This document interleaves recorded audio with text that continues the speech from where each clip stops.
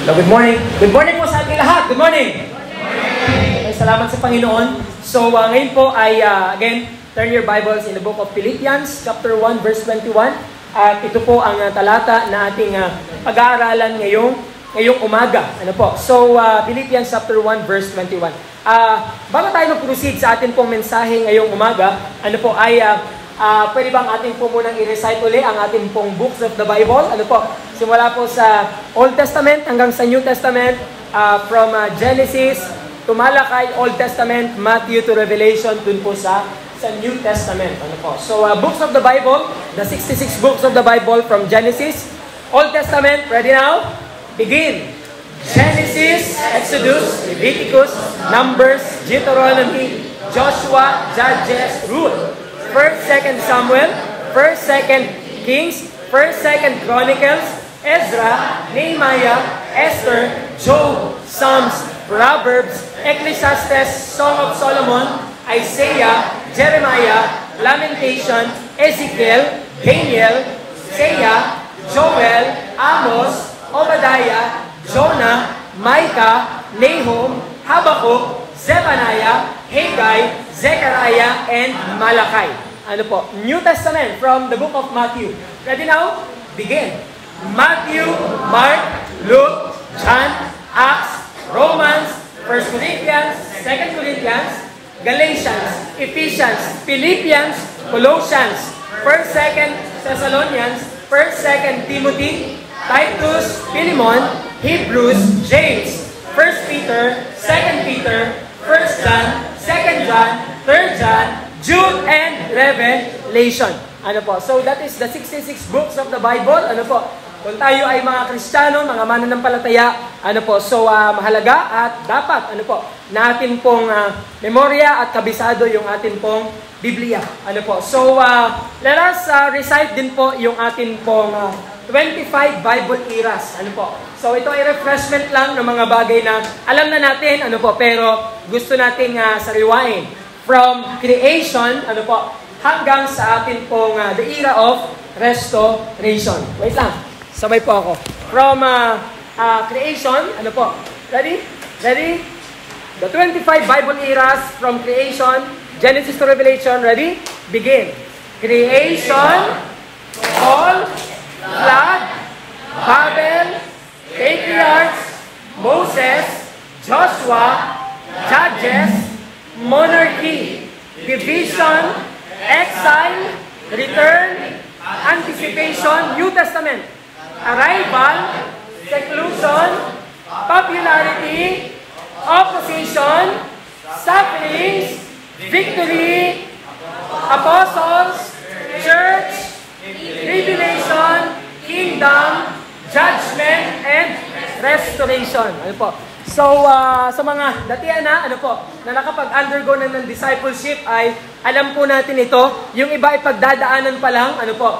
So, don't you worry, ano po, kasi yan po ay ating din pong pag-aaralan banda-banda riyan. Ano po? So, just to refresh us ngayon pong umagang ito, again, yun po ay alam natin, ano po, it is the doctrine where we are standing. Ano po? Kaya po, mahalaga na alam po natin yung atin pong gospel. Ano po? Ang atin pong mensahe ngayong umagang ito is taken from Philippians chapter 1, verse 21.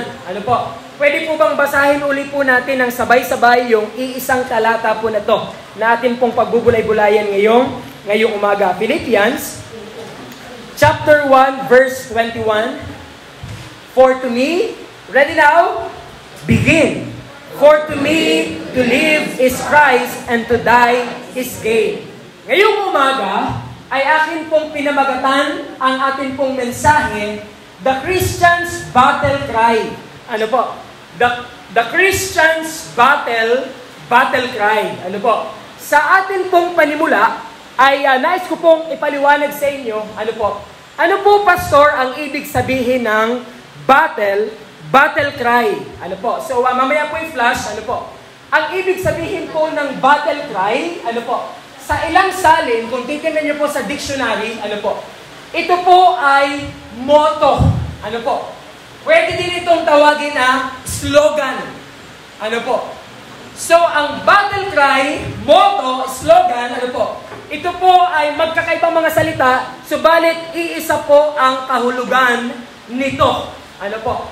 So, ngayong umaga, ipag-aaralan natin the Christian's battle cry. Ano po? So, kung ang battle cry po, Pastor, ay katulad ng isang motto, o di kaya naman po ay slogan. Ano po? Sa mga students dito, pinagawa na ba kayo ng motto, slogan, ng inyong teacher nung kayo po ay elementary? Ano po? So, pinagawa tayo niya nung tayo po ay elementary. Ano po? So, what is the definition or ano ang kahulugan ng battle cry? Ano po? Ang battle cry, basahin po natin, ready? Begin. Ito ay isang prinsipyo na iyong pinaniniwalaan, ipinaglalaban, at sinisikap na ipamuhay o gawin. Meron po mga keywords. Ano po? Ang battle cry ay isang prinsipyo. Ano? Na iyong pinaniniwalaan una. Ano? Pangalawa, iyong ipinaglalaban. Ano po? At pangatlo ay sinisikap na ipamuhay. Ano po? Nitong nakaraan lamang pong eleksyon, ano po, ay makakakita tayo ng napakaraming battle cry, ano po, ng mga politicians. Ano po, yung mayor namin dito, si Mayor Tevez, ano po, ang kanyang battle cry, ano po, ay serbisyong the best. Ano, yan ang kanyang battle cry. Ano, yan ang kanyang prinsipyong pinaniniwalaan. Yan ang kanyang ipinaglalaban at yan ang kanyang sinisikap gawin. Ano po? Nung kami po ay taga-Kalapan pa, nung ako po ay, hindi ko alam kung elementary, last years ko sa elementary or high school ako noon, ano po? Nung ang mayor sa Kalapan ay si Mayor Doy Liachon, ano po? Ang kanyang battle cry, ang kanyang motto slogan, ano po? Aksyon agad. Ano? So, action agad. Kaya, pag pumunta kayo sa Kalapan at makakita kayo ng banderang kulay orange, ano po, na nakalagay doon ay action agad. Ano po? Yun ay kay Doy Liachon, yun ang kanyang pinaniniwalaan, ipinaglalaban at sinisikap na ipamuhay o gawin. Ano? Si PBBM, naaalala niyo pa ba? Yung kanyang battle cry? Ano? Ang battle cry ni PBBM, hindi niyo po alam, ano po? Bagong Pilipinas. Ano? So, gusto niya, ano po, na maging bago ang Pilipinas. Yun ang kanyang pinaniniwalaan, ipinaglalaban, at sinisikap na gawin o ipamuhay. Si Digong, si former President Rodrigo Roa Duterte, ano po, so, sino sa inyo ang nakakaalala nung kanyang slogan? Nung kanyang, huwag mong subukan, masisira ang buhay mo, ano? Hindi po yun. Hindi yun. Sino sa inyo nakakatanda? Yun nga. Pio Duterte. Okay? So, nung sa nangangampanya niya pa, ano po? Yung kanyang action is ganon, ano po? Tapos, ang pinagsisigaw ng mga tao is, change is coming. Okay, so, change is coming. Ano po? So, ibig sabihin, yun ang kanyang ipinaglalaban, ano po, pinaniniwalaan, ipinaglalaban, sinisikap na ipamuhay o gawin. So, that is the idea of the word battle cry. Ano po? And again, I have entitled God's message this morning, The Christian's Battle Cry. Ano po? Tandaan natin ito, ang lahat ng tao ay may ipinaglalaban. Lahat ay may battle cry.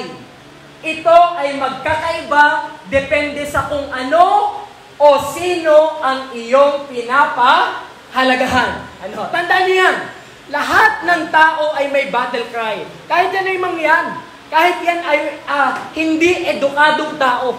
Ano po? Okay? Yan po ay meron din pong ipinaglalaban. Lahat ng tao, wala pong exempted po sa atin. At yun daw pong battle cry ng bawat isa ay nakadepende kung ano ang iyong pinapahalagahan. Ano po? So, kung ano ang battle cry ng isang tao, ano po? Doon natin makikita kung ano yung mahalaga sa sa Kanya. Ano po? Our main idea this morning is this. Ano? Sa ating pong main idea ng ating pong passage. Okay, so basahin po natin. Ready now? Begin. Ang isang tao na nagsasabing siya ay Kristiyano, makikita dapat sa buhay niya na walang ibang mahalaga na mas hihigit sa kanyang kaugnayan o relasyon kay Kristo. Sapagkat sa kanya lamang nararanasan ng isang tunay na Kristiyano ang hindi maipaparanas ng sino mang tao at ng mundong ito. Parang hindi nagbabasa yun dito. Ano po? Ulitin nga po natin. Ready? For our main idea. Ready now? Begin. Ang isang tao na magsasabing siya ay Kristiyano, makikita dapat sa buhay niya na walang ibang mahalaga na mas hihigit sa kanyang kaugnayan o relasyon kay Kristo. Sapagkat sa kanya lamang nararanasan ng isang tunay na Kristiyano ang hindi maipaparanas ng sino mang tao at mundong ito. Ano? So ano po ang sabi po dito? Ano? Kung ikaw ay isang mananampalataya, ano po? Kung ikaw ay nag-aangkin na ikaw ay tagasunod ni Kristo, kung ikaw ay nag-aangkin na ikaw ay isang Kristiyano, kung ikaw ay nag-aangkin na ikaw ay tunay na anak ng Diyos, ano po ang sabi dito? Walang ibang battle cry ang isang Kristiyano kung di ano po? Yun pong kanyang kaugnayan o relasyon kay Kristo. Ano po? The battle cry of a Christian is none other than the Lord Jesus Christ. Ano po?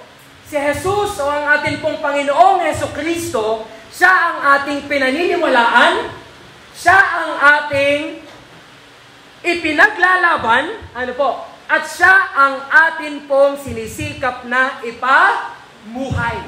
Ano po? He is our battle cry. Ano po? Yung kaugnayan. Hindi natin maipagpalit yung atin pong relasyon sa atin pong Panginoong Jesus. Ano po? Sa isang Kristiyano, mas mahalaga ang kaugnayan niya kay Kristo kesa sa kanyang pamilya, kesa sa kanyang asawa, kesa sa kanyang anak, kesa sa kung sino mang miyembro ng kanyang pamilya. Ano ho? Katulad ko na isang pamilyadong tao, alam kong mahal ko ang aking asawa, ang aking anak, at ang aming naidagdag na anak na si Ian.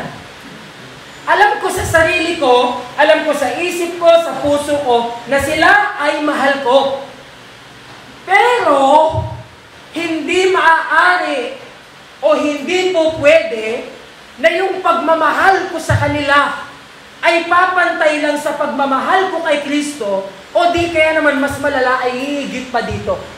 Alam ko sa isip ko na mahal ko sila, pero hindi ko sila pwedeng mahalin ng katulad ng pagmamahal na ibinibigay ko sa Panginoon.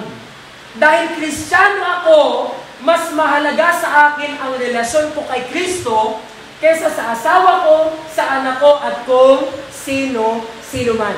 Ano po? Ganon din sa ibang aspeto ng ating pong buhay. Mahal natin ang ating trabaho. Sa pamamagitan ng ating trabaho, tayo ay kumakain. Sa pamamagitan ng ating pong trabaho, tayo ay nakakabili ng ating pong mga pangangailangan. Sa pamamagitan ng ating pong pagtatrabaho, ay nabubuhay natin ang ating pong pamilya. Subalit ang ating pong trabaho o hanap buhay ay hindi po pwedeng mas mahigit pa kesa sa relasyon natin sa Panginoon. That is why tayo po mga mananampalataya pag-araw ng linggo, sinisikap natin na ibigay sa Panginoon ang araw ng linggo, walang anumang alalahanin, walang anumang trabaho. Ang lahat ay ating iisang tabi muna for the sake na ating pong unahin yung ating relasyon kay Kristo. Kaya every Sunday is a sacrifice. Ang pagpunta natin tuwing linggo dito ay tinatawag itong sacrifice kasi kung tutusin, pwede tayong magtrabaho, pwede tayong magbukid, pwede tayong kumita, subalit ipinagpapaliban natin yan dahil mas mahalaga ang relasyon natin kay Kristo kesa sa ating mga trabaho. Amen? Kung ikaw ay isang estudyante, the same. Mahal mo at pinahahalagahan mo ang iyong pag-aaral. Sa pamamagitan ng pag-aaral mo, ay magkakaroon ka, iniisip mo na magkakaroon ka ng magandang kinabukasan, walang masama doon.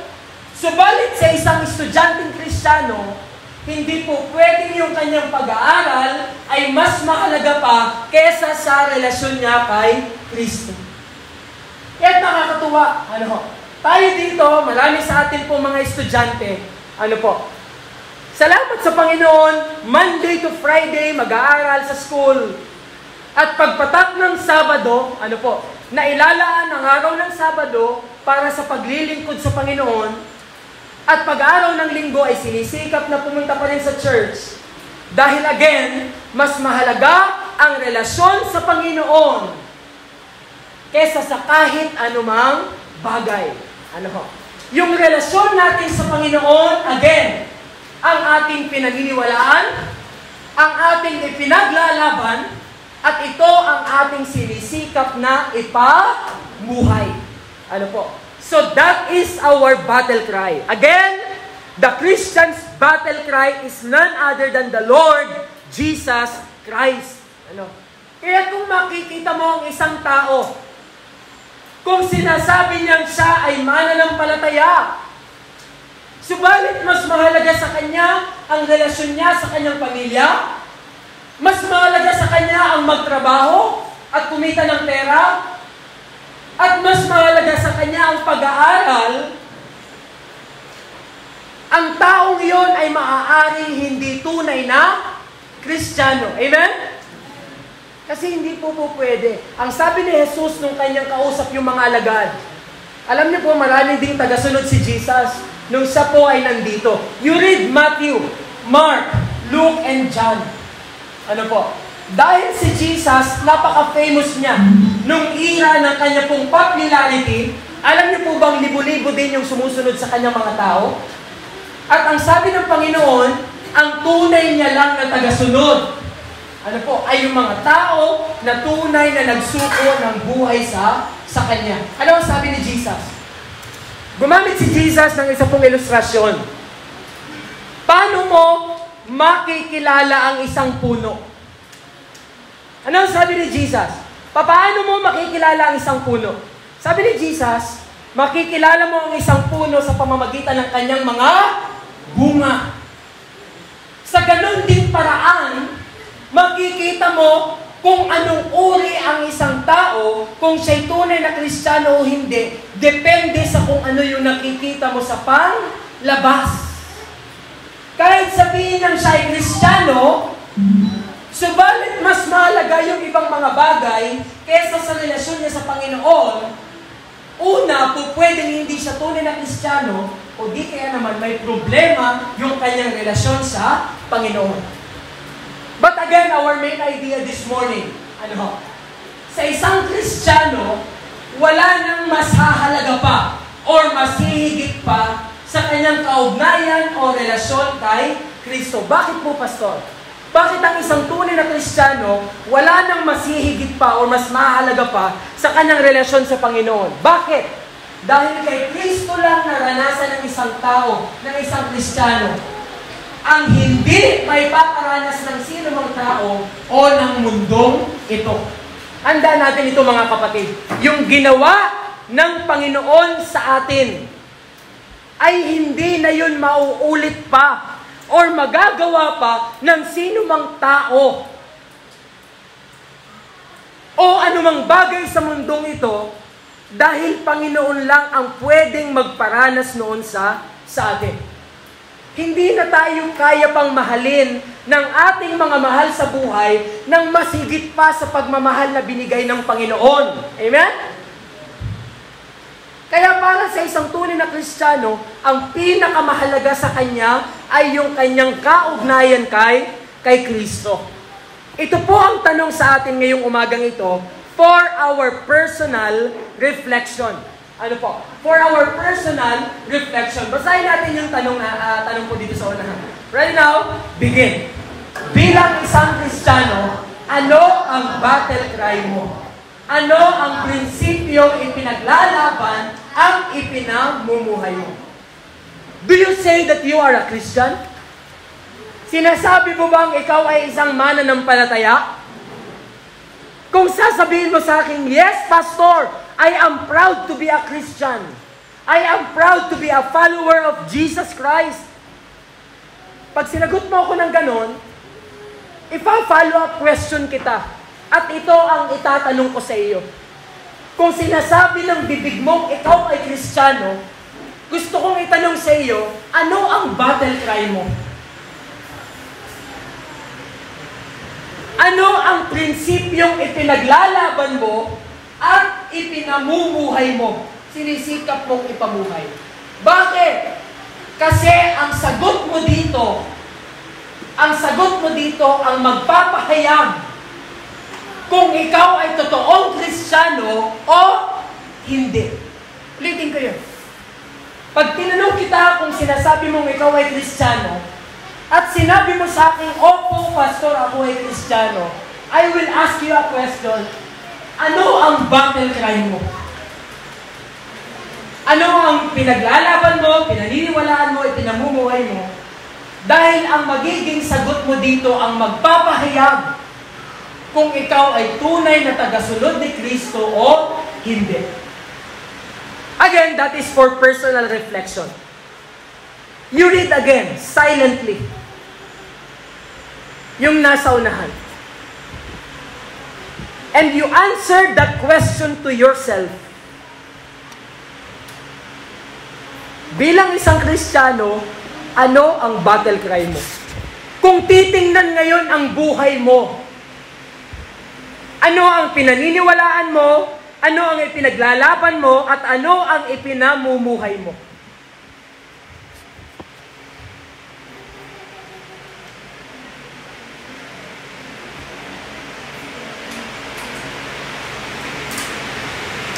That's just to share it with you, ano po? Simula nung nag-preach ako dito, patungkol po doon sa Book of Daniel. Di ba nag-preach ako patungkol kay Daniel? Hindi ko alam kung yun yung nakaraang buwan o nung nakaraang pang buwan. At ang pinakang naging emphasis nung naging mensahe ko patungkol kay Daniel, doon po ako nag-preach patungkol sa paninindigan. Doon ako nag-preach patungkol sa paninindigan. Gusto ko po ikwento sa inyo, simula nung nag-preach ako patungkol sa mensahe na yon, patungkol sa paninindigan. Ano po? Tuwing LD namin, yung grupo namin nila Ate Bioli, Kuya Lito, Kuya Romel, nila Ate Marie, ano po? Simula nung time na yon, tuwing testimony time namin, hindi mawawala sa bukang bibig ni Ate Marie. Nagpapasalamat po ako sa Panginoon kasi lumipas na naman po ang isang linggo. At salamat sa Panginoon dahil sa biyaya niya ay nagagawang makapanindigan. Na-observe ko yan sa kanya simula nung preaching na yon hanggang nung nakaraan naming LD noon pong Webes. Sinasabi pa rin niya yung paninindigan. Anong ibig sabihin nun? Simula nung natutunan niya yon, yun na yung kanyang battle cry. Yun na yung mahalaga sa kanya. Yung manindigan siya para sa Panginoon. And again, this question, ikaw personally, what is your battle cry? And again, ang sagot mo dito, ang maghahayag kung anong tunay na kalalagayan mo, kung tunay kang Kristiyano o hindi. Our keyword this morning is this. Ngayong umaga pong ito, sa Philippians chapter 1 verse 21, ay atin pong pag-aaralan ang dalawang prinsipyo na hindi dapat mawala kung ang pag-uusapan ay ang battle cry mo bilang isang Kristiyano.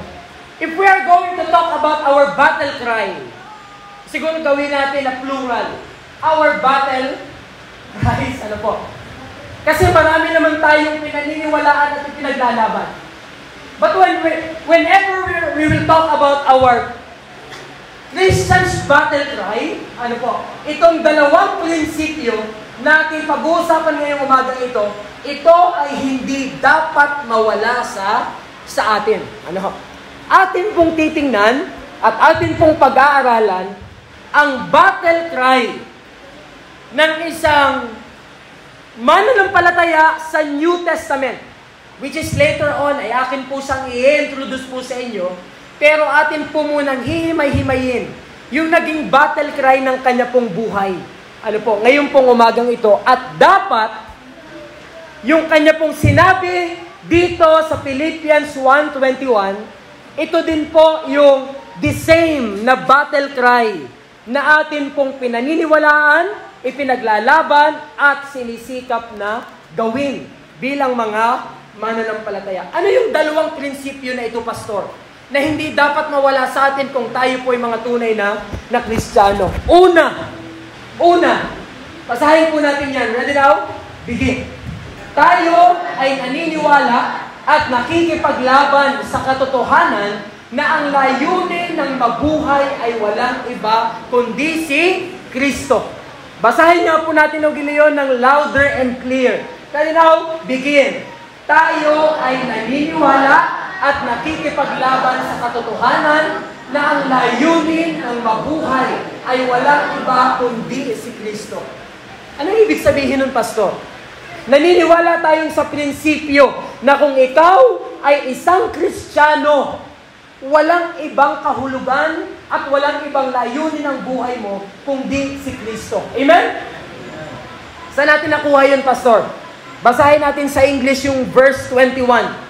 Ano po ang sabi po sa English? Ready now? Begin. For to me, to live is Christ. That is from the English Standard Version. Ang sabi po niya dyan, for to me, to live is Christ. Tingnan po natin sa Tagalog, yung verse 21. Ready now? Begin. Para sa akin, ang buhay ay para kay Kristo. So that is a sense of purpose. Ano? Yung taong nagsulat nito, siya ay naniniwala, siya ay nakikipaglaban, at siya ay namumuhay sa prinsipyo na ang buhay niya, wala itong ibang kahulugan at wala ibang itong layunin kundi ito ay para kay Kristo lang. Nabubuhay siya hindi para sa pera, hindi para sa pamilya, hindi para sa trabaho o kung anuman. Yung taong nagsulat na ito ay naniniwala, walang ibang purpose ang buhay niya kundi si Kristo. Ngayon ay tingnan po natin. Ano? Sabi niya dyan, sapagkat, makibalik nga ulit, sa verse, sapagkat para sa akin, ang buhay ay para kay Kristo. Tingnan po natin, ano ang ibig sabihin nito? Ano? Yung nagsulat nito, nung sinabi niyang, para sa akin, ang buhay ay para kay Kristo, or sa English, for to me, to live is Christ, ano kaya yung nasa isip niya? Nung sinabi niyang, for to me, to live is Christ, ano ang nasa isip nung nagsulat nito? Ano po? Meron pong tatlong idea, ano po, na nag-pop up sa aking isipan na possible na nasa isip ng nagsulat nito nung kanya po itong sinulat at sinabi. Ano po? Ano daw ang ibig sabihin ng for to me, to live is Christ? Ano po? Number one. Ano po? Bibigyan ko kayo ng tatlo, pero ito po ang una. Basahin po natin yung una. Ready now? Begin. Ang mabuhay para kay Kristo ay nangangahulugan na siya ay dapat ang pumupuno sa isipan mo, siya dapat ang sentro ng emosyon mo, at siya dapat ang nasusunod sa bawat desisyon at pagkilos mo. Pag sinabi natin, walang ibang meaning ang buhay ko, kundi si Kristo lang. Ibig sabihin nun, Dapat si Jesus ang pumupuno sa isipan mo? Dapat si Jesus o si Kristo ang sentro ng emosyon mo?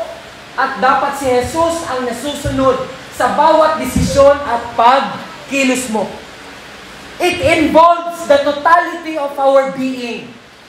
Kung sinasabi natin, ang mabuhay ay para kay Kristo, dapat yung ating intellect, yung ating emotion, yung ating will, ay dapat umuugnay o nakakonekta doon sa ating relasyon kay Kristo. Parang nawala po yung aking mic. Wala. Hello.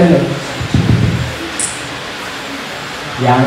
Naintindihan po natin ito? Ano? If we are saying that for me to live is Christ, ano po?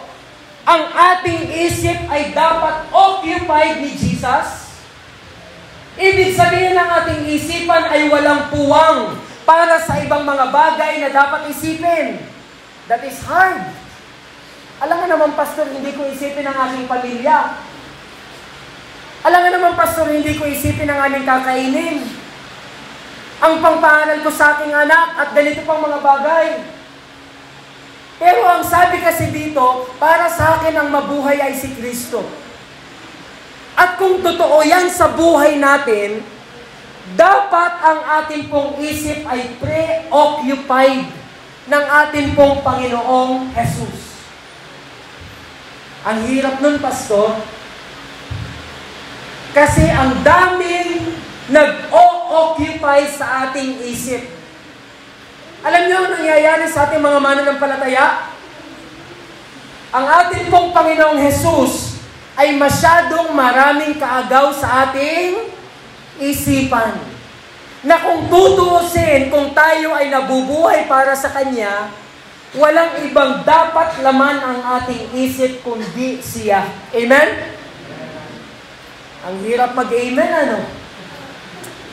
Pero yun ang ibig sabihin nun eh. We cannot go away with that. Yun ang kahulugan nun.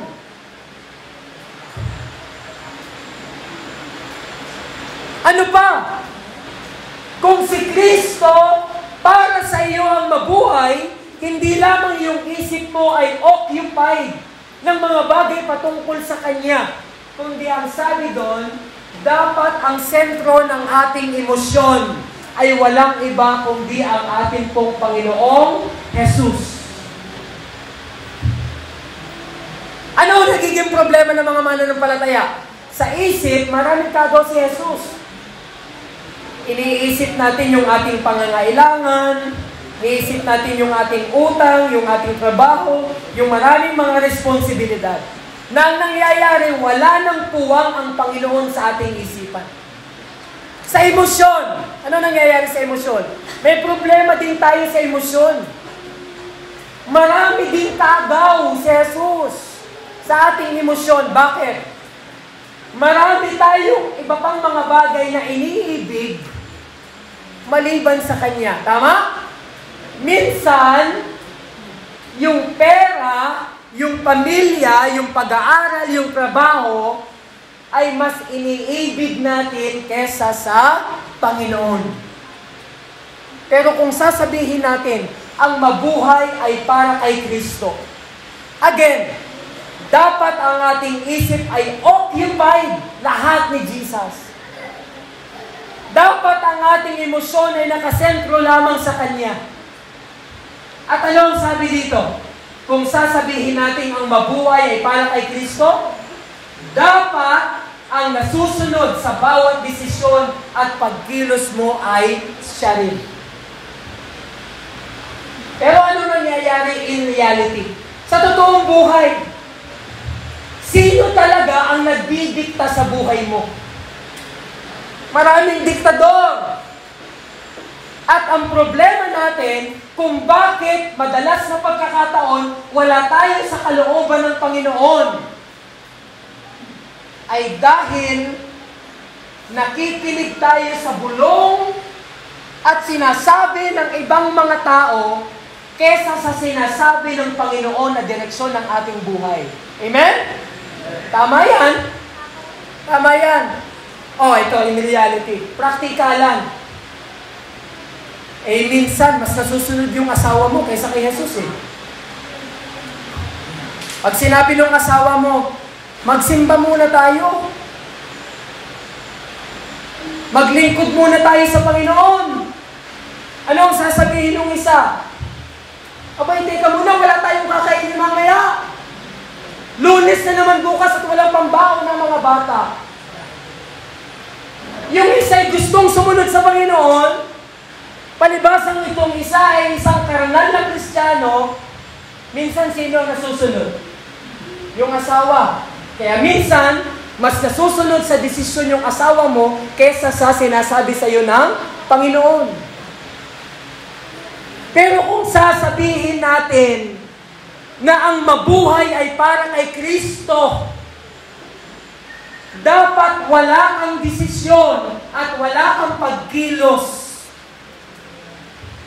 na hindi galing o hindi mula sa Panginoon. Yan po ang unang kahulugan na ang mabuhay para sa akin ay si Kristo.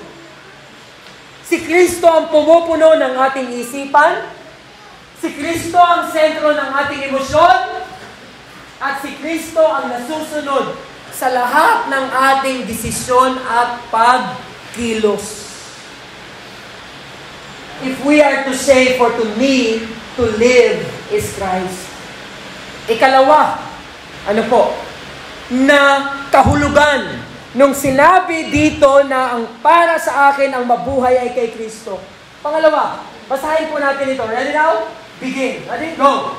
Ang mabuhay para kay Kristo ay nangangahulugan na sa Kanya dapat nauubos ang oras mo, sa Kanya dapat ginagamit ang lakas at talento mo, at sa Kanya dapat ibinibigay ang anuman na pag-aari mo. If we are to say, for to me, to live is Christ, dapat makita sa buhay mo na ang oras mo ay kontrol ng Panginoon, dapat makita sa buhay mo na ang lakas mo, ang talento mo, kakayan mo ay nagagamit sa Panginoon.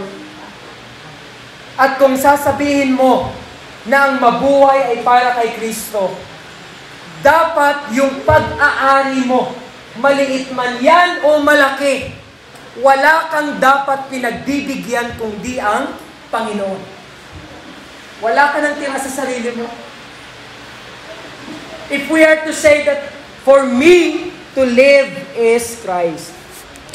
Isa-isahin natin yun. Yung una, sabi doon sa unang kahulugan, yung isip, yung emosyon, at yung ating mga pagpapasya. Dito tatlo din eh. Isa-isahin natin yung oras. Pangalawa, yung ating lakas, yung ating talento, kakayanan. Pangatlo, yung ating po resources, yung ating mga pag-aari. Isa-isahin natin sa oras. Kung sasabihin natin na ang mabuhay para sa akin ay si Kristo, sa 24 oras sa maghapon, ilan doon yung para sa Panginoon? Ha?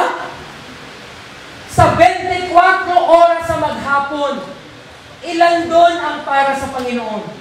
Kung sasabihin natin, ang mabuhay ay para kay Kristo, subalit kung manalangin tayo ay dadalawang minuto, parang ang hirap sabihin, ang mabuhay ay para kay Kristo. Pero yung oras na binibigay mo sa Kanya, manalangin ka, 2 minuto, 1 minuto, sanay ka lang, nagigising ka ng umaga, babangon, mananalangin, Panginoon, salamat dahil binuhay mo pa ako ngayong umagang ito. Sa pangalan ni Jesus, Amen. Sa gabi, bago matulog, salamat Panginoon, dahil lumipas na naman uli ang maghapon at makapagpapahinga na. Sa pangalan ni Jesus, Amen. Pero sinasabi mo, ang mabuhay ay para kay Kristo. Stop it!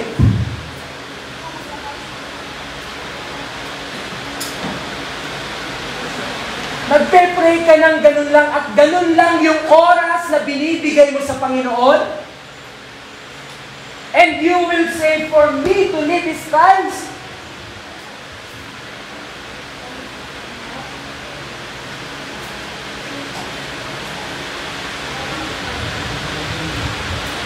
Sinasabi mo, for me to live is Christ. Meron kang prayer na tag 2 minutes, tag 3 minutes. Pagkatapos meron kang Bible reading na isang pasadahan lang. Pagkatapos ay hindi mo pa naintindihan kung ano yung binasa, yung pinag-aralan. And you will say, for me to live is Christ. Stop it. You are deceiving yourself. Dahil kung totoo na ang mabuhay sa iyo ay si Kristo, makikita din yan sa oras na iginubugol mo para sa Kanya. Amen?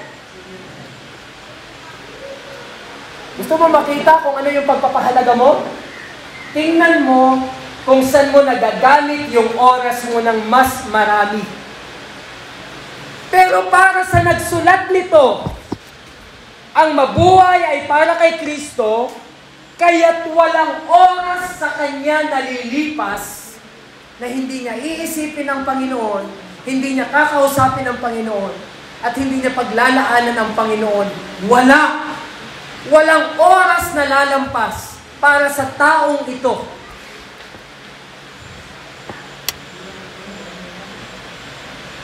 Na hindi niya maibigay sa Panginoon.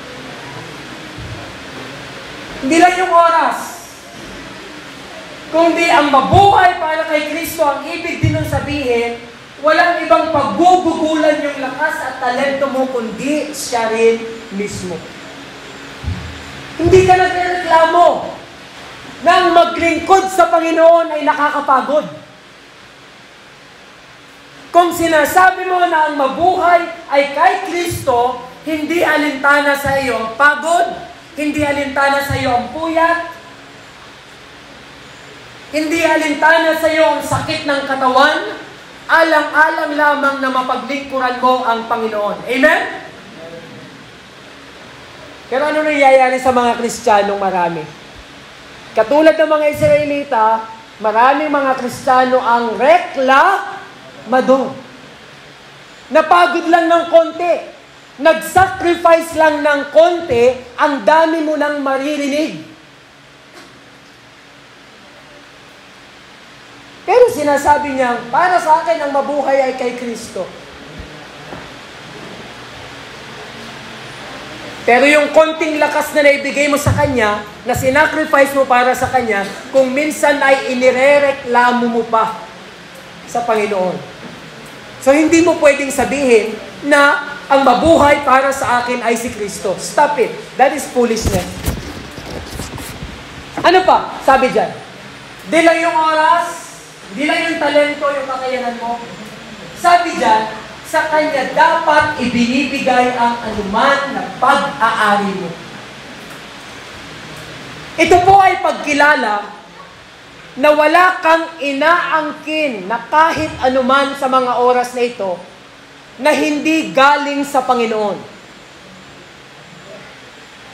You're giving your time, you're giving your talents, and you are also giving your treasures to the Lord. Pero ano again ang nangyayari sa mga mananampalataya? You listen to me. Ito ang nangyayari sa mga mananampalataya. Madalas na pagkakataon, yung ating offering sa Panginoon. Kung minsan mas mahal pa yung ating telepono kaysa sa ating tithes and offerings. Kung minsan yung ating damit ay mas malaki pa kaysa sa ating tithes and offerings sa Panginoon.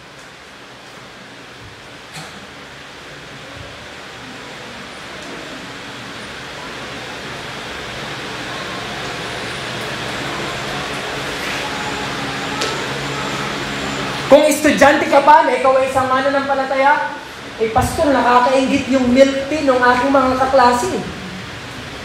Kaya talagang pagbibili sila, natutokso na din ako. To the point na kahit yung ibibigay mo dapat sa Panginoon, ito ay maaapektuhan.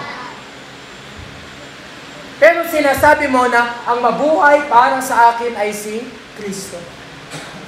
Again, stop it. Kasi kung totoo yan sa buhay mo, yung oras mo, yung lakas mo, at yung pag-aari mo, ay ibinibigay mo yan lahat sa Panginoon. Alam niyo po, marami mga tao ang nagsasabi, ang hirap naman palang sumunod sa Panginoon. Meron pang isa. At maririnig sinasabi, napaka-demanding pala ang sumunod sa Panginoon. Have you ever heard that statement? Nakarinig na ba kayo ng ganon? Ang sumunod sa Panginoon ay napaka-demanding. Kapag ako ay makakarinig niyan, mula man sa inyo o mula sa ibang mga tao, alam nyo, hindi ko kayo sasalungatin. Mag-a-agree ako sa inyo. Kung sasabihin niyo sa akin, Pastor, napaka-demanding ang sumunod sa Panginoon. Sasabihin ko sa iyo, kapatid, kaibigan, sumasang-ayon ako sa sinasabi mo. Bakit demanding ang sumunod sa Panginoon? Bakit parang pag sumunod ka sa Panginoon, kinukuha niyang lahat? Hello? Excuse me, nakikinig ba kayo sa akin? Bakit parang ang sumunod sa Panginoon ay napaka-demanding? Bakit parang pag sumunod ka sa Kanya, bakit parang kinukuha niya lahat? Alam niyo kung bakit? Bakit ganon? Oras, lakas, pag-aari mo, ibibigay mo sa Panginoon. Alam niyo po kung bakit? Kayong sumagot. Alam niyo kung bakit? Demanding na sumunod sa Panginoon? Brother Jomel, bakit demanding ang sumunod sa Panginoon? At bakit tama lang yun?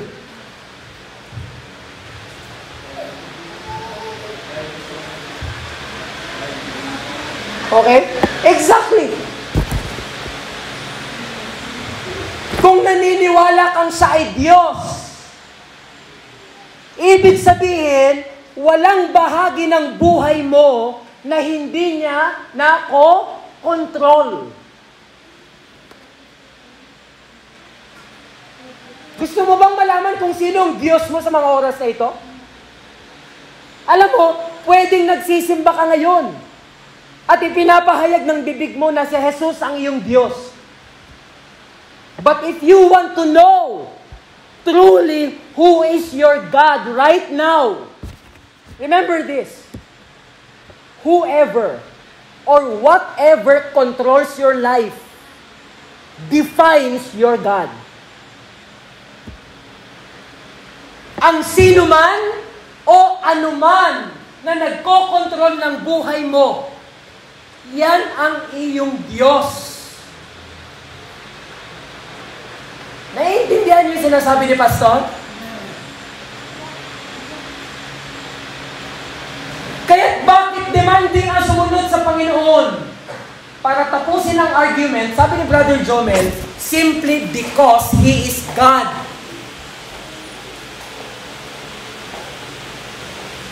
At wala kang hinahawakan ngayon na hindi galing sa Kanya at walang bahagi ng buhay mo na ano po?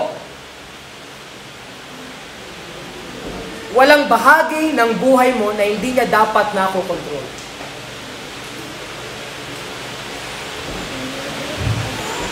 Kaya nung sinabi ito nung nagsulat, sa Philippians chapter 1 verse 21, ang mabuhay para sa akin ay si Kristo. Ang ibig palang sabihin nun, ang oras niya, ang lakas niya, at ang pag-aari niya, lahat yan ay nakokontrol ng Panginoong Jesus. And this is hard. Pero ito ang dapat at ito ang tama. Pangatlo, na kahulugan. For to me to live is Christ. Sa ganang akin, ang mabuhay ay si Kristo. Para kay Kristo. Anong ibig sabihin nun? Wala na pala. 2 points lang. So again, ang ibig pong sabihin nun pong ang mabuhay ay para kay Kristo. Una, yung atin pong isip, emosyon at pagdidesisyon, lahat yan ay Kanya. Pag sinabi natin na tayo ay mabubuhay para kay Kristo, yung ating oras, yung ating lakas, at yung ating pag-aari, lahat yan ay Kanya. At wala tayong karapatan sa ating mga sarili. Second, na prinsipyo na dapat maging battle cry ng lahat ng mga mananampalataya. Second is this. Basahin po natin. Tayo ay naniniwala, ready now, begin. Tayo ay naniniwala at nakikipaglaban sa katotohanan na ang kamatayan ay hindi ikinakatakot, bagkus ay inaabangan ng isang mananampalataya. Ulitin ko yun, kahit ako na lang. Sabi dyan, tayo, kung tayo ay Kristiyano tayo ay naniniwala, nakikipaglaban sa katotohanan na ang kamatayan, kanina buhay Sabi niya, ang mabuhay. Ang buhay ay si Kristo. Ngayon, ang tinutukoy niya naman ay kamatayan. At ang sabi niyan, ang kamatayan ay hindi kinakatakot ng isang mananampalataya, bagkus ay ano po? Ito ay kanyang inaabangan. Ano po? Bilang isang mananampalataya. Saan natin nakuha yan, Pastor? Still in verse 21. Pwede bang basahin natin ang buo? For to me to live is Christ. Ready now? Begin. For to me to live is Christ. Diretso. And to die is gain. Look at verse 21. And to die is gain. Sa Tagalog, ang ibig sabihin po niya ay, basahin natin. Ready now? Begin. At ang kamatayan ay pakinabang. Di ba, Pastor, sa isang normal na tao, ang kamatayan ay isang bagay na nakakatakot? Di ba sa normal na isang tao, ang kamatayan ay isang bagay na hanggat maaari ay iiwasan? Hanggat maaari ay ayaw pag-usapan? Sa isang normal na tao, ano po? Ayaw ng isang normal na tao ang idea ng kamatayan. Pero ibahin nyo ang isang Kristiyano. Ibahin nyo ang isang taong nabubuhay para kay Kristo. Dahil ang isang tao na mananampalataya, hindi lamang sa nabubuhay para kay Kristo, kundi sa isip niya, mamatay man siya. Ito po ay isang gain. Sa English ay kapakinabangan. Pakinabang po ang kamatayan para sa isang mananampalataya. Ngayon, ano po ang ibig sabihin niyan, Pastor? Bigyan ko kayo ng 3 kahulugan. Nung sinabi na nagsulat nito, ang kamatayan ay isang kapakinabangan. Grabing pag-iisip ko, kakaiba. This is not normal. Pero anong ibig sabihin niya nung sinabi niyang ang mamatay ay isang pakinabang? Number 1, basahin natin ito. Kapakinabangan, ready now? Begin.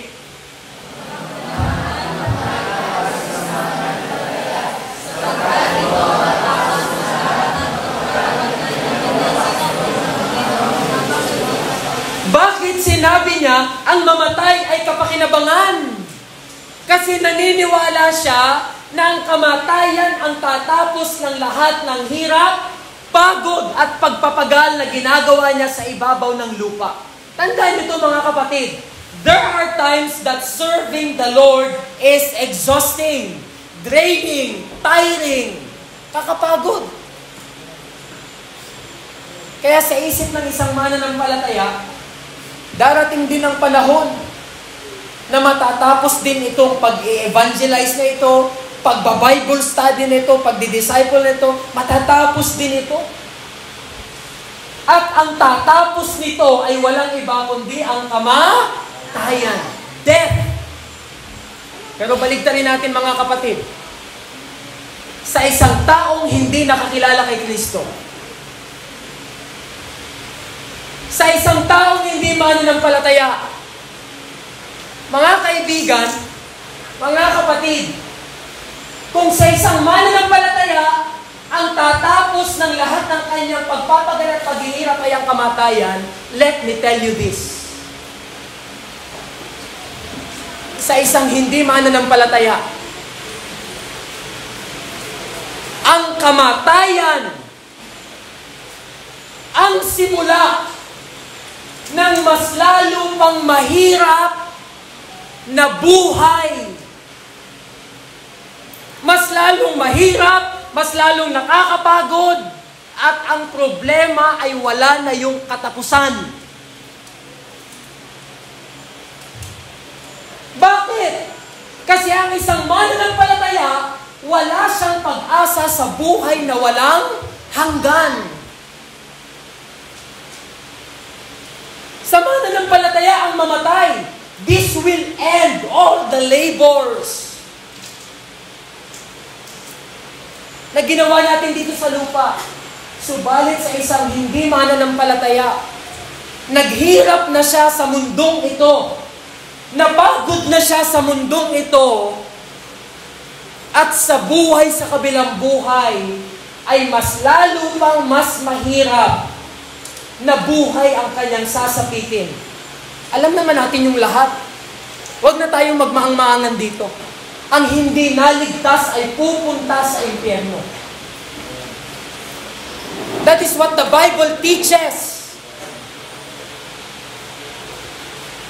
Pero napakaganda sa isang mananampalataya. Kung ikaw ay mananampalataya ngayon, you can now rejoice over the fact that one day, lahat ng pagod na ito ay matatapos din. Amen? Amen. Pero, again, nakakalungkot ito at pinaka-nakakalungkot ito sa isang taong mamatay na hindi na-encounter ang Panginoong Jesus sa kanyang buhay.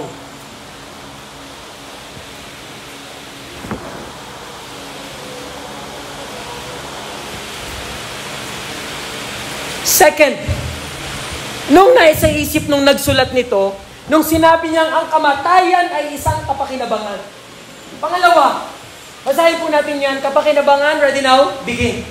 Kapakinabangan ang mamatay para sa isang mananampalataya sapagkat ito ang pintuan tungo sa napakagandang lugar na itinangako ng Panginoon.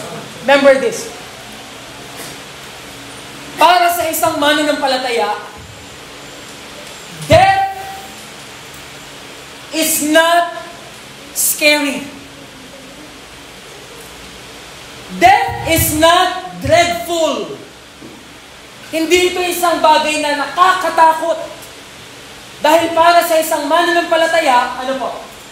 Ang mamatay, ang siyang pinakang entrance patungo doon po sa lugar na ipinangako ng Panginoon.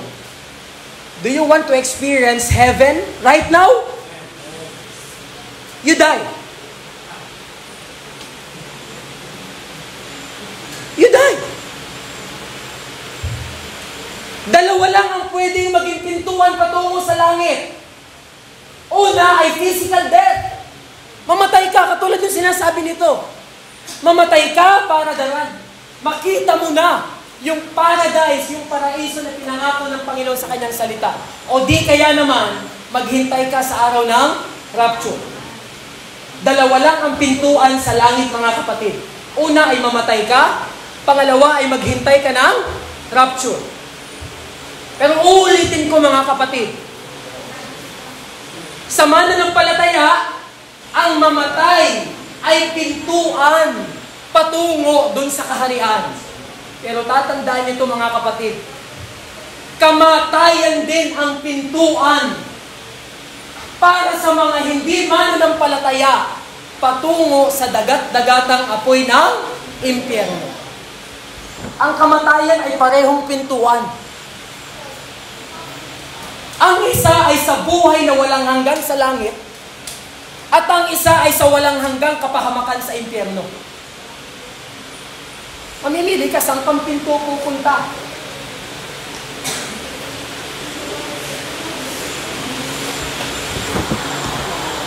At kung pipiliin mong pumunta ka ng langit, which is yan ang gusto nating lahat, sinasabi ng Biblia, una, talikuran mo ang iyong kasalanan. Iwanan mo yan. At paniwalaan mo, panampalatayanan mo na walang ibang tagapagligtas kundi si Kristo Jesus. Amen? Amen. Bakit, Pastor, napakahalaga ng pagsisisi sa kasalanan? Pag ang pag-uusapan po ay kaligtasan. Ano po kung bakit? Bakit napakahalaga ng repentance o ng pagtalikod sa kasalanan pag pag-uusapan natin ay kaligtasan? Tandaan niyo to mga kapatid, doon sa langit ay walang manginginom, walang maninigarilyo, walang manunugal, walang mga mambababae doon, walang mga magsasayaw doon, walang mga magbibidyoke doon. Ang mga taong naroon ay mga tao na ginawa nila ang ganitong mga bagay, subalit kung dumating sila sa kaligtasan, kanilang pinagpasyahan sa kanilang puso na talikuran ang lahat ng mga bagay na ito. Pinagsisihan ng mga bagay na kinilala si Kristo bilang Panginoon, tagapagligtas. Totoo yun. Ang langit ay punong-puno ng mga makasalanan. Pero dugsungan natin yun. Ang langit ay punong-puno ng mga makasalanan na tumalikod na at sumampalataya sa Panginoong Hesukristo. Amen? Sa langit ay maraming kriminal. Yung katabi ni Jesus na namatay dun sa cross. Kriminal yun, pero nandun yun sa langit. At gusto ko ding sabihin sa inyo, yung nagsabi ng for me to live is Christ, to die is gain, which is mamaya i-introduce ko. Siya din ay isang taong kriminal, subalit makikita natin siya sa langit. Ang langit ay punong-puno ng mga makasalanan. Kriminal, mangingino, maninigarilyo, magsusugal. Subalit sila ay mga makasalanan na nilinis na ng banal na dugo ng Panginoong Hesukristo. Amen? Kapakinabangan ang mamatay sa isang mananampalataya dahil yan ang pintuan patungo sa langit. Pero ang masaklap, ang mamatay din ay pintuan din tungo sa walang hanggang kaparusahan sa isang taong hindi nakasumpong ng kaligtasan. At yan ang nakakalungkot na hindi natin mababago. At wala tayong magagawa dyan. Pangatlo, na ibig sabihin ang kamatayan ay pakinabang. Basahin po natin yan right now. Begin. Kapakinabangan ang mamatay para sa isang mananampalataya sapagkat ang makita ang Panginoon at tagapagligtas ang inaasam-asam niyang matagal na. Ano ang sabi ng 1 Corinthians? 2 Corinthians, chapter 5. Sabi doon, we live by faith, not by sight. Nanampalataya tayo sa Panginoon na ngayon ay hindi naman natin siya nakikita. At habang tayo ay nandito sa lupa, inaasam-asam natin na finally, makita na natin, mahagka na natin, makamayan na natin, yung Panginoon na nagligtas sa atin. We are groaning, we are longing for that day na makikita natin ang ating tagapagligtas, ang sabi ng Bible, face to face. Saan natin nararanasan ng Panginoon ngayon? Dito pa lang Binabasa pa lang natin siya wala pa din natin siya nakikita. Gusto niyo ba makita na siya? Ha? Gusto niyo bang makita na siya? Ang tagal ko nang binabasa yun dito Yung sinampalatayanan kong tagapagligtas, inip na ako. You want to see Him? Ang sagot dyan is again, you die. And you will see your Savior face to face. Pero again, sa isang walang Kristo sa buhay, sa isang taong hindi mananampalataya, hindi niya po makikita ang Panginoon at tagapagligtas. Ang isang taong hindi mananampalataya, pagkatapos niyang mamatay, hindi yung tagapagligtas ang kanyang makikita, kundi ang naglalagablab na apoy ng impyerno at ang mga uod na hindi namamatay. By the way, makikita din pala ng mga yun ng Panginoon sa Great White Throne Judgment. Lesson namin yan kahapon nila, Andre. Sa Great White Throne Judgment, di ba? Ano mangyayari doon? Hahanguin ng Panginoon pansamantala yung mga tao na ang kaluluwa ay nasa impyerno para sila ay iharap sa Great White Throne Judgment. In that sense, makikita nila ang Panginoon. Subalit, huli na yon. Sapagkat sasabihin ng Panginoon sa kanila, lumayas kayo sa harapan ko, hindi ko kayo nakikilala. At ang sabi ng Biblia, ang papasok lamang sa buhay na walang hanggan ay lahat ng mga pangalan ay itinala sa aklat ng buhay. The Book of Life. Imagine mga bata, alam yan. At saan dadalhin ng mga tao yun na hinango sa impyerno? Dadalhin hindi sa kaligtasan, kundi sila ibubulid ng Panginoon sa mas lalo pang mahirap na sitwasyon. Saan po yun? Sa lawa ng apoy, the lake of fire.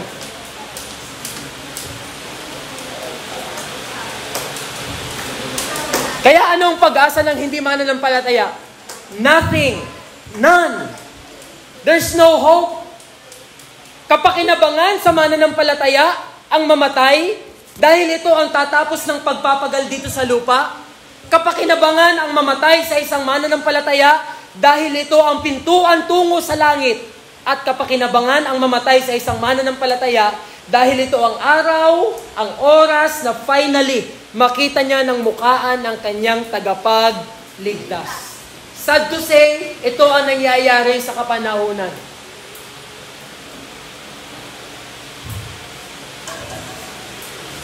Merong mahal sa buhay. Namatay. Magpo-post sa Facebook, rest in peace. Tandaan niyo to mga kapatid. Kapag namatay ang isang taong hindi mananampalataya, there is no rest in peace. Ito pa yung sasabihin. Hindi ka na naghihirap sa mga oras na to. Natapos na din ang lahat ng iyong mga paghihirap. Ikaw ay nasa mabuti ng kalalagayan. At may dagdag pa yun. Sana ay bantayan mo kami ng iyong mga kapatid,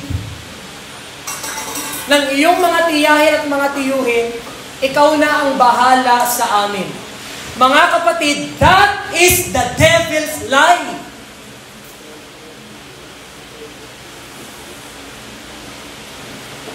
Yung mga tao nasa ibabaw ng lupa, asam na asam sila, paniwalang-paniwala sila na yung kanilang kamag-anak na namatay ay nasa langit. Bay, sabi pa doon ay bantayan mo kami. At ikaw na ang bahala sa amin. Subalit in reality, ito ang nakikita sa ibabaw ng lupa. Pero hindi nila nakikita yung tunay na kondisyon ng paghihirap at pagdurusa sa walang hanggang kapahamakan sa impyerno. Benefit ang death sa believer. Subalit ang death sa unbeliever, it is the most dreadful thing that could happen sa buhay po ng isang hindi mananampalataya.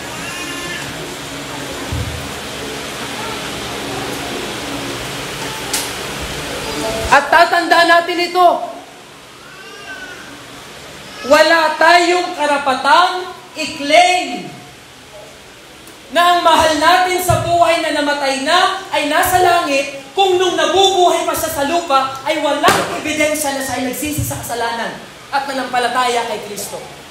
Don't you ever claim that He is in heaven. Kasi ako man mismo,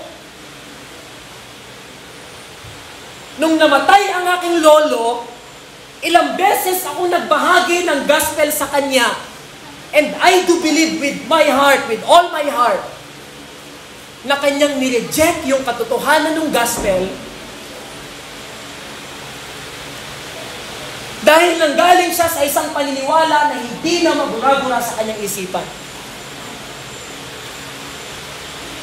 Kaya isinusumpa ko ang Jehovah's Witnesses na nagbigay ng doktrina sa aking grandfather na hanggang namatay siya, hindi siya naniniwala na may literal na langit, na may literal na impyerno,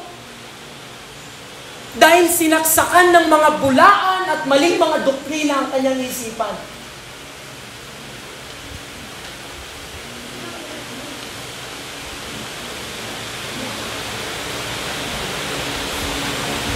Again, don't you ever claim that your loved one who died is in heaven kung nung nabubuhay pa siya ay walang ebidensya na siya ay totoong kumilala sa tagapagligtas at nabago ang buhay niya. Kahit pa nabautismohan yan, kahit pa baptist yan, kahit pa anong relihiyon yan, kung wala siyang kaugnayan kay Kristo na yan ang pinag-uusapan natin ngayon, wala yang kaligtasan.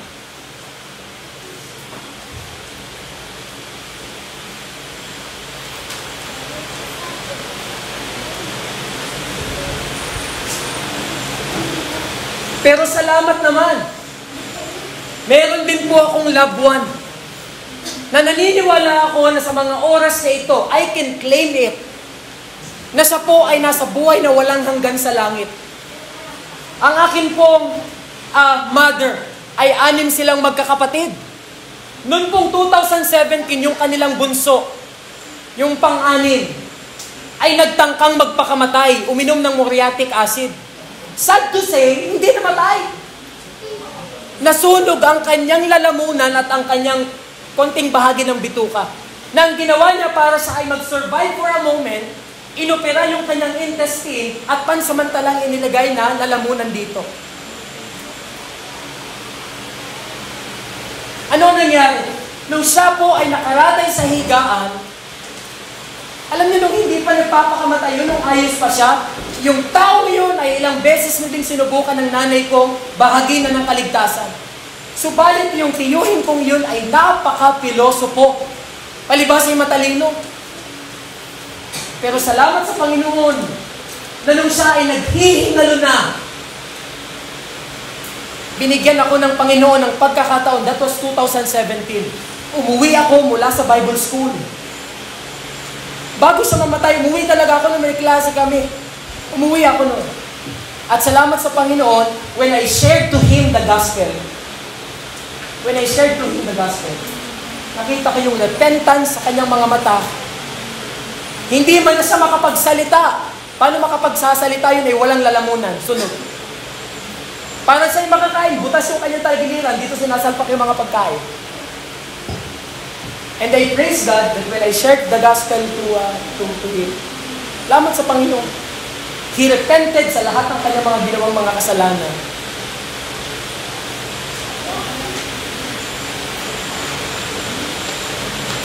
At somehow ay meron pong evidence na siya po ay nakakilala sa Panginoon. Never been in the church. Paano makapag-church yun ay nangayayat na? Naapektuhan na yung iba pang mga katawan. Never been in the church. Pero salamat sa Panginoon na sa huling mga sandali, siya ay kumilala sa tagapagligtas, Panginoon.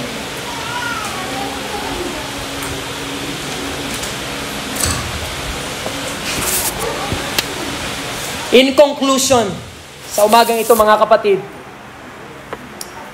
to conclude our message, ito bang basahin natin ang conclusion? Ang mabuhay, ready na, bigay. Ang mabuhay o mamatay ay hindi problema sa isang mananampalataya. Sapagkat ang mabuhay sa mundong ito, para kay Kristo, ay pareho lang na layunin pagkatapos mamatay. Sa mundong ito ay si Kristo ang layunin ng ating pamumuhay at sa kabilang buhay ay siya pa rin. Amen? Amen. Yung nagsulat nito, wala siyang kaproblema sa kanyang buhay. Kasi bakit? Tinutukoy niya is between life and death. Between living and dying. Para sa taong ito na nagsulat ng Philippians 1:21, ang purpose ng kanyang living is to the Lord Jesus Christ. At paglipat niya sa kamatayan ay the same. Kasi bakit? Sa isip niya, yung mga ginagawa niya sa mundong ito, yung pamumuhay niya para kay Kristo, yun din yung gagawin niya sa buhay niya sa kabilang buhay. Tandaan nito mga kapatid, everything that we are doing right now is just a preparation of what we are going to do in heaven someday. Amen? Ano bang ginagawa natin ngayon? Nagpe-pray tayo. Nagba-Bible reading tayo every day. Sinasanay natin yung sarili natin na tayo ay makipag-ugnay sa Panginoon. Dahil pagkatapos mong mamatay, ay walang hanggan na kayong magkasama. That's why mga kapatid, may problema ka. Kung ngayon pa lang ayaw mo ng Bible reading, ayaw mo ng prayer and personal worship, baka hindi ka pupunta ng langit. Ayaw mo pala sa Panginoon eh. You don't want to spend time with Him right now? Maybe you will not be spending the rest of your life with Him in the future. You might be in hell. Sabihin mo gusto mo na makasama ang Panginoon? Dito pa nga lang wala kang time sa Kanya. Sa langit walang hanggan na kayong magkasama. Stop it. Excuse me? Don't you ever claim that you want to be with the Lord? Kung ngayon pa lamang wala kang disiplina sa oras mo sa Kanya.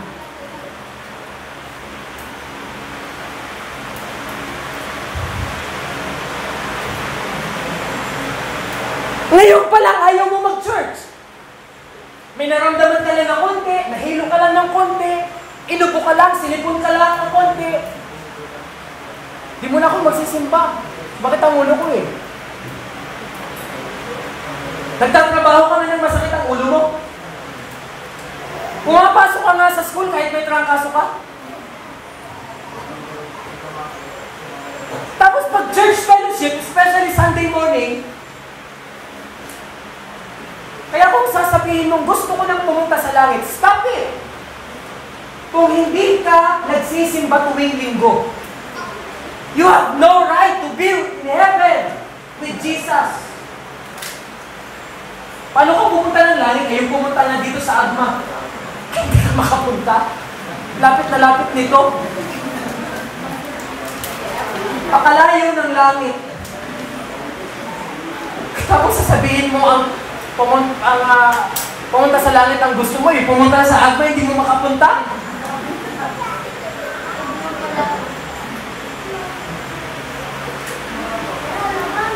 Kaya paano sa nagsulat nito? No problem. Ang ginagawa ko ngayon at ang purpose ng buhay ko ngayon ay the same din ang gagawin ko in the future at the same din ang purpose ko in the future. Walang ibang sentro kundi ang Panginoong Hesukristo. Amen? Kaya ano po ang sabi po dito? Sa mundong ito ay si Kristo ang layunin ng ating pamumuhay. At sa kabilang buhay ay siya pa rin. Walang magbabago. Walang magbabago. Do you agree? Amen? Amen. Mag-agree ka kung mananampalataya ka. Pero mga kaibigan, kung nandito ka ngayon at wala kang tiyak na relasyon kay Kristo, ito ang pinakang-perpektong pagkakataon na matakot ka sa iyong sarili. At simulan mong saliksikin ng salita ng Panginoon kung papaano magkakaroon ng kaligtasan. Mga kaibigan, mga kapatid, again, I appeal to you. I appeal to you. Kung nandito ka ngayon at wala kang tiyak na relasyon or kaugnayan kay Kristo, ngayon ang pinaka-perpektong oras para matakot ka sa sarili mo. Dahil kung mamatay kang wala kang kaugnayan kay Kristo, walang hanggang pahirap, pagdurusa, at impyerno ang pagdaranasan mo. Pero mga kapatid, kung ikaw ay isang mananampalataya at meron ka ng tiyak na relasyon kay Kristo, gusto kitang i-encourage. Magkaroon ka ng battle cry sa buhay mo. What is our battle cry? For to me, to live is Christ, and to die is gain. That is our slogan. That is our motto. That is our battle cry. That is what we fight for in this life. Yan ang ating pinaniniwalaan, ipinaglalaban, at sinusubukang ipamuhay. I'll go back to the question. What is your battle cry right now? Sana nga iyan. Masabi nating lahat na nandito. Ang mabuhay ay si Kristo at ang mamatay ay isang pakinabang. Pwede bang i-recite natin yon? For to me, to live is Christ and to die is gain. Ikli lang yan eh. Philippians 1:21. Simula tayo sa Philippians na dinaw. Begin. Philippians 1:21. For to me, to live is Christ and to die is gain. That is our battle cry, the Christian's battle cry. To end this message this morning, gusto ko pong sabihin sa inyong lahat, mga kapatid, I'd like to tell you, ang mensahe ngayong umagang ito ay introduction lang, prelude lang ito ng series of message na ating pag-aaralan sa mga susunod pang mga Sunday. Bakit po, Pastor? Ang haba na nito, tapos introduction pa lang pala to, Pastor? Yes! Bakit po, Pastor? Ano bang pag-aaralan natin sa mga susunod na Sunday? I want to excite you. Anong pag-aaralan natin? Listen. Okay? Listen. Makinig po kayo lahat. Pag-aaralan natin ang buhay ng tao na nagsabi nito. Walang iba kundi si Apostol Pablo. The one who wrote Philippians. At nagsabi na ang para sa kanya ang mabuhay ay si Kristo at ang mamatay sa kanya ay kapakinabangan. Ano bang naging buhay ng tao na to? What was the life of the Apostle Paul? Ano naging buhay niya noon? We will look back. Paano siya naligtas at ano ang mga ginawa niya pagkatapos niyang makakilala sa Panginoon. Dahil doon lang magkakaroon ng sense. Mauunawaan nating lubos kung bakit niya sinabi, for me to live is Christ and to die is gain. Are you excited? Amen? Amen. Sa mga susunod po mga Sundays, hindi po preachy ang message ni Pastor. Because we will be studying, ako po ay parang ito ay lecture type ng life ni Apostle Paul. We will be flashing pictures, maps. Ano po? Para atin mong makita, ano po, saan siya nanggaling, saan siya naligtas, ano yung mga ginawa niya after na siya po ay makakilala sa Panginoon. Okay? At kung gusto niyong mauna na sa akin mag-aral, you read the book of Acts. Magpasimula sa chapter 9 hanggang sa chapter 24. And you will be, you will see the life of the Apostle Paul. Okay? Tayo po lahat ay manalangin. Tayo po'y pumikit. Tayo po'y tungo. Tayo po'y manalangin. Panginoon, ang iyong pong mga salita ngayong pong umaga na to ay napakaganda, Panginoon. Isang talata lamang ang amin pong pinag-aralan, pinagbulay-bulayan. Subalit napakayaman ng mensahe nito, Panginoon. Salamat po sa buhay ni Apostol Pablo. Salamat sa battle cry niya na ngayon ay gusto din namin pong hiramin. Gusto din namin maging battle cry na ang mabuhay ay si Kristo at ang mamatay ay isang kapakinabangan. Panginoon, salamat nga sapagkat kung kami tunay na mananampalataya, tunay nga na ang mabuhay ay ikaw. Ikaw ang dapat na nag-o-occupy ng aming isip. Ikaw ang dapat na kumokontrol ng aming emosyon. Ikaw ang dapat na nasusunod sa aming mga desisyon. At kung ang mabuhay ay ikaw, ang mabuhay ay si Kristo, sana nga, ang oras namin ay nagugugol sa iyo, ang lakas namin ay naibubuhos sa iyo, at ang maging ari-arian namin, Panginoon Diyos, ay talagang isinusuko namin, Panginoon, sa inyo. If that is real, if that is true sa aming pong mga buhay. Salamat din, Panginoon, sa battle cry ni Apostol Pablo. He believes that to die is gain. Hindi pala nakakatakot ang kamatayan sa mga mananampalataya. Ang kamatayan pala, Panginoon, ang magbibigay ng tuldok, ng wakas sa lahat ng pagpapagal na ginawa namin sa lupa. Ang kamatayan pala ang pintuan sa langit. At ang kamatayan pala ang susi. Upang sa ganun ay makita na namin ng mukaan yung tagapagligtas na matagal na naming inaasam-asam na makita. Pero Panginoon, ngayon pong umaga na to, ang amin din pong puso ay nabibigatan para sa mga taong hindi mananampalataya, sapagkat ang kamatayan, Panginoon Diyos, ay hindi wakas ng kanilang paghihirap, kundi simula pa lang. Ang kamatayan sa kanila ay hindi pintuan patungo sa buhay na walang hanggan, kundi sa walang hanggang kaparusahan. At ang kamatayan, Panginoon, para sa kanila ay tunay po, Panginoon Diyos, na hindi po pakikipagtagpo sa iyo, kundi, Panginoon Diyos, ang pagpaparanas ng naglalagablab na apoy sa impyerno. Tunay, Panginoon Diyos, na habang kami ay nabubuhay, tulungan mo nga kaming mabuhay para sa iyo at aming ibigay ang aming buong oras at lakas na habang hindi pa nahuli ang lahat, gawin namin ang lahat ng aming makakaya para ipaunawa sa mga tao kung ano ang kaligtasan. Dahil, Panginoon, masaya kami, subalit sila ay katakot-takot, Panginoon Diyos, na buhay ang sasapitin. Salamat muli kay Apostol Pablo. Sa mga susunod, Panginoon, ay pag-aaralan namin ang kanyang buhay. At doon ay mas lalo naming mauunawaan paano niya sinabi o bakit niya sinabi na ang mabuhay ay si Kristo at ang mamatay ay isang kapakinabangan. As we go on, Panginoon Diyos, sa mga susunod na mga Sundays, we are excited to discover your word, to know the life of the Apostle Paul. Kaya tunay, Panginoon, maraming salamat po. Ibinabalik lamang namin sa iyong pinakamataas na papuri at pasasalamat sa pangalan ni Jesus. Amen and amen. Thank you.